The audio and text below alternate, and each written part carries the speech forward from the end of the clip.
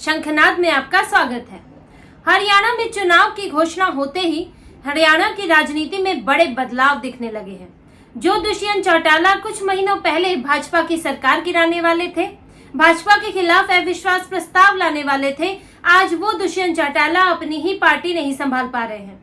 वैसे तो उनके कई विधायक पहले ही बागी हो चुके थे, लेकिन अब औपचारिक तौर पर 4 विधायकों ने उनकी पार्टी छोड़ दी है, पार्टी से इस्तीफा दे दिया है। और इसके बावजूद भी पार्टी के 3 और विधायक हैं जो अभी आने वाले वक्त में जल्द ही इस्तीफा दे सकते हैं। दुष्यंत चौटाला की पार्टी में कुल 10 विधायक हैं, 7 विधायक बागी हो गए। अब बचता कौन है? खुद दुष्यंत चौटाला, उनकी मां नैना चौटाला और एक अमरजीत ढांडा। इन 3 के साथ अब दुष्यंत चौटाला अपनी जननायक जनता पार्टी चला रहे हैं। और जहां वो कुछ महीनों पहले बीजेपी को आंखें दिखा रहे थे, सरकार गिराने की बातें कर रहे थे, लेकिन जैसे ही चुनाव की घोषणा हुई, उनके विधायकों ने फैसला ले लिया कि उन्हें जेजेपी में नहीं रहना है और वो या तो कांग्रेस या फिर बीजेपी का रुख कर सकते हैं। उनमें से एक विधायक है रामचरण काला जो कांग्रेस जा सकते हैं, बाकी सबके जो है वो बीजेपी के जाने के आसार हैं, बीजेपी की पार्टी वो ज्वाइन कर सकते हैं।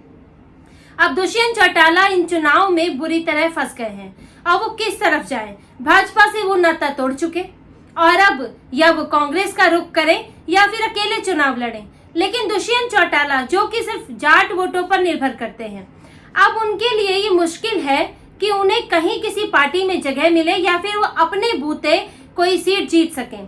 देखिए, दुष्यंत चौटाला उन्होंने जो अपनी पार्टी बनाई थी, जननायक जनता पार्टी 2018 में बनाई थी और वो INLD में उनके पिता थे अजय सिंह चौटाला, इंडियन नेशनल लोकदल में। लेकिन वहां इनका विवाद हुआ, ओम प्रकाश चौटाला अभय सिंह चौटाला से अजय सिंह चौटाला का विवाद हुआ, वहां कोई भविष्य नहीं दिखा, दुष्यंत चौटाला को कोई भविष्य नहीं दिखा, तो उन्होंने 2018 में अपनी पार्टी बना ली और 2019 के चुनाव में, विधानसभा चुनाव में वो पहली बार अपनी पार्टी में 10 सीटें ले आई। ये बड़ी बात थी और किंग मेकर की भूमिका में भी आ गए, क्योंकि बीजेपी को सिर्फ 40 सीटें मिली थी और उनको 45 सीटों की जरूरत थी। इसके लिए चुनाव जीतने के लिए 46 सीटों की जरूरत थी। तो ऐसे में दुष्यंत चौटाला बीजेपी के साथ आकर किंग मेकर बन गए। लेकिन दुष्यंत चौटाला को लोकसभा आते आते उनको परेशानी होने लगी, उनको अपने 10 विधायकों का घमंड होने लगा कि उन्होंने बीजेपी से लोकसभा में भी सीटें मांगनी शुरू कर दी। आपने 2018 में पार्टी बनाई है, आप सिर्फ अपने बूते 10 सीट नहीं लाए थे, आपको बीजेपी का समर्थन मिला था, बीजेपी का वोट बैंक मिला था, इसलिए आप लाए।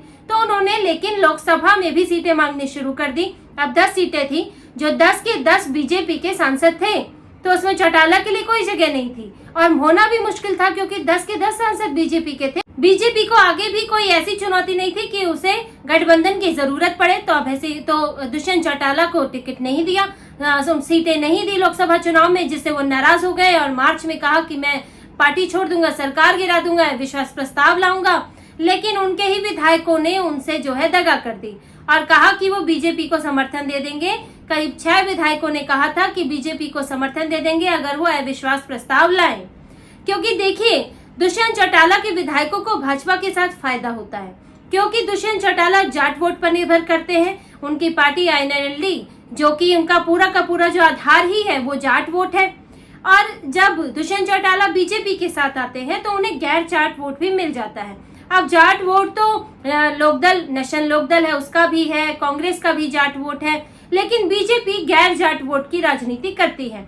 जाट वोट उसे भी चाहिए, लेकिन गैर जाट वोटों पर, सीटों पर वो ध्यान देती है। इसीलिए बीजेपी ने मनोहर लाल खट्टर को मुख्यमंत्री बनाया और जब खट्टर को हटाया भी तो नायब सैनी को बनाया, वो ओबीसी के नेता है। तो ऐसे में दुष्यंत चौटाला जब बीजेपी के साथ होते हैं तो उनको ये फायदा होता है कि जाट और गैर जाट वोट उनको मिल जाते हैं और वो 10 सीटें जीते थे। लेकिन अब अगर वो कांग्रेस के साथ जाते हैं, अब ये बात तो उनके विधायक समझते हैं और इसीलिए वो कहते हैं कि हम बीजेपी के साथ ही चुनाव लड़ेंगे। और देखिए, आप इसका समीकरण भी समझिए हरियाणा का, आपको ये भी बता देते हैं, तब आपको दुष्यंत चौटाला की परेशानी ज्यादा समझ आएगी। हरियाणा में जाट वोट 22% है, गैर जाट वोट 30 से 32%, जिनमें ओबीसी 3% है। अब किसी को अगर किसी पार्टी को जाट और गैर जाट वोट मिल जाते हैं तो उसके लिए सरकार बनाना आसान होता है और बीजेपी ने भी यही समीकरण, यही तरीका अपनाया। अब दुष्यंत चौटाला अगर कांग्रेस के साथ जाते हैं तो उनकी समस्या ये होगी कि दुष्यंत चौटाला खुद जाट नेता है और कांग्रेस में तो अभी खुद इस बात का झगड़ा चल रहा है। वहां तो खुद कई जाट नेता है, हुड्डा है, उनका अपना परिवार है, चौधरी बीरेंद्र सिंह है, ये सब जाट नेता सुरजेवाला है जिनके बीच आपसी झगड़ा चल रहा है। वहां पर दुष्यंत चौटाला के लिए जगह क्या होगी? कांग्रेस में तो अलग है, हुड्डा गुट और एसआरबी गुट बना हुआ है। अब एसआरबी गुट में ओबीसी भी है, शैलजा है, सुरजेवाला है, बीरेंद्र सिंह है, जाट नेता है, और हुड्डा का गुट है वो भी जाट है। तो कांग्रेस का बड़ा वोट बैंक जो है वो जाट है और कांग्रेस अपने ही पचड़ों से नहीं निपट पा रही है।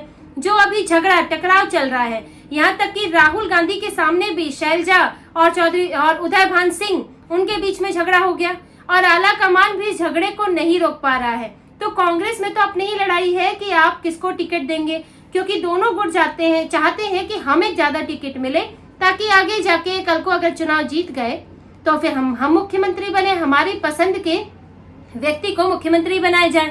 तो इसीलिए कांग्रेस का तो झगड़ा पहले ही है, वहां टिकट को लेकर तो अभी मारामारी होने ही वाली है। ऐसे में दुष्यंत चौटाला के लिए कोई जगह बचती नहीं है कि वो कांग्रेस में जा सके। अब अगर वो आईएनएलडी में जाते हैं, आईएनएलडी से ही तो वो निकल कर आए हैं, जैसे ही वो इंडियन नेशनल लोकदल का रुख करेंगे तो उनकी अपनी पहचान खत्म हो जाएगी, क्योंकि नेशनल लोकदल वो उनके परिवार की ही पार्टी है और उसमें पहले ही उसके मुखिया हैं, उसके अपने नेता हैं और जाट वोट तो वहां पर भी है। तो ऐसे में दुष्यंत चौटाला अगर वहां जाएंगे तो जिस चीज से लड़कर वो अपनी पहचान बनाने आए थे वो खत्म हो जाएगी। अब एकमात्र विकल्प बचता है अकेले जाना। तो दुष्यंत चौटाला अगर अकेले जाते हैं तो देखिए वो लोकसभा चुनाव में भी लड़े थे और हालत ये थी कि उनकी जमानत जब्त हो गई। तो दुष्यंत चौटाला अगर अकेले जाएंगे तो ना जाट वोट मिलेगा ना तो गैर जाट वोट मिलेगा और बहुत मुश्किल है कि उनका एक भी विधायक जीत जाए। वैसे भी 90 सीटों की है और 90 में से आपको 45-46 जीतने के लिए चाहिए होते हैं। तो बड़ा मुश्किल है कि दुष्यंत चौटाला को वहां पर अकेले वो चुनाव लड़ सके, अपना एक भी विधायक जिता सके। अगर वो अब बीजेपी के साथ जाते हैं तो अब उनकी वो बार्गेनिंग पावर नहीं होगी उनके पास, क्योंकि पहले उनके पास 10 विधायक थे, किंग मेकर बने थे, लेकिन अब वो विश्वास खो चुके हैं और ये भी साबित हो चुका है कि दुष्यंत चौटाला के बिना भाजपा की सरकार नहीं रहेगी, क्योंकि दुष्यंत चौटाला के हटने के बावजूद भाजपा की सरकार बनी हुई है। दुष्यंत चौटाला अपने ही विधायकों को नहीं संभाल पाए तो वो दुष्यंत चौटाला बीजेपी का विश्वास खो चुके हैं। तो ऐसे में अब उनके लिए बड़ा मुश्किल है कि उनको बीजेपी गठबंधन में ले, अगर ले तो कितनी सीटें दे। तो ऐसे में अब दुष्यंत चौटाला ये फंसे हुए हैं और दुष्यंत चौटाला का इधर से उधर जाना, इसका असर बीजेपी और कांग्रेस दोनों पर पड़ सकता है। कांग्रेस तो देखिए दोनों तरह से नुकसान में है। अगर दुष्यंत चौटाला अलग होते हैं यानी कि अकेले चुनाव लड़ते हैं तो जाट वोट बढ़ जाएगा, जिसका नुकसान कांग्रेस को भी होगा। अब उधर नेशनल लोकदल है और यहाँ पे जेजेपी हो जाएगी, फिर कांग्रेस हो जाएगी, तो तीनों के बीच जाट वोट बटेगा। और ऐसा नहीं है कि बीजेपी को कोई जाट वोट मिलता ही नहीं। अभी देखिए बीजेपी में किरण चौधरी आई है जो कि चौधरी बंसीलाल की बहू है और बंसीलाल बड़े जाट नेता रहे, मुख्यमंत्री रहे, और किरण चौधरी का भी, उनकी बेटी भी आई है, उनका भी एक बड़ा बेस रहा है, वो जाट नेता है और बीजेपी को इस वक्त जाट नेताओं की जरूरत है। तो कांग्रेस में अब कुलदीप बिश्नोई है बीजेपी में, तो वो भी कांग्रेस से गए हैं और कुलदीप बिश्नोई भी अब वो भजनलाल के परिवार से रहे हैं, वो भी जाट नेता है। तो बीजेपी के पास इस वक्त जाट नेता है जो जाट वोटों को लुभा सकते हैं। ऐसे में जाट वोट कई हिस्सों में बंट सकता है और अगर जेजेपी चली जाती है बीजेपी में तो कांग्रेस को तब भी नुकसान है, क्योंकि जेजेपी और बीजेपी मिलकर जाट प्लस गैर जाट का समीकरण बनाते हैं और वहां पर भी कांग्रेस को जाट वोट कटने का डर रहता है। अब बीजेपी के लिए बात कर लें तो उसको दोनों स्थितियों में नुकसान कम है, क्योंकि वहां अगर देखिए दोनों स्थितियों में अगर बीजेपी कांग्रेस को नुकसान है तो ये तो साफ है बीजेपी को फायदा होगा, क्योंकि अगर अलग भी हो गए तो कांग्रेस का वोट काटेंगे, अगर बीजेपी में आ गए तो बीजेपी के लिए जाट वोट ले आएंगे। तो बीजेपी ने इसीलिए दुष्यंत चौटाला को लेकर ज्यादा कोशिशें की ही नहीं, उन्हें इग्नोर कर दिया। अभी वो क्या कर रहे हैं नहीं कर रहे हैं बीजेपी उस पर ध्यान नहीं दे रही है और दुष्यंत चौटाला को अब एक तरह से कोई भाव ही नहीं दे रहा है, ना उन्हें कांग्रेस पूछ रही है ना उन्हें बीजेपी पूछ रही है।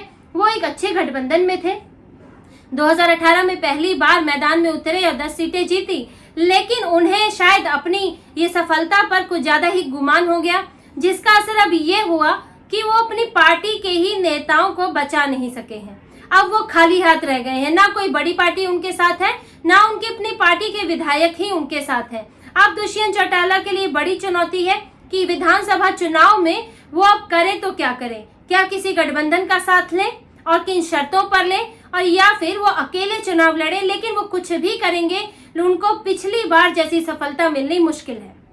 तो इसी तरह की और खबरें और विश्लेषण आपके लिए लाते रहेंगे। हमसे जुड़े रहिए, सब्सक्राइब कीजिए, कमेंट कीजिए। बहुत बहुत धन्यवाद। जय श्री राम।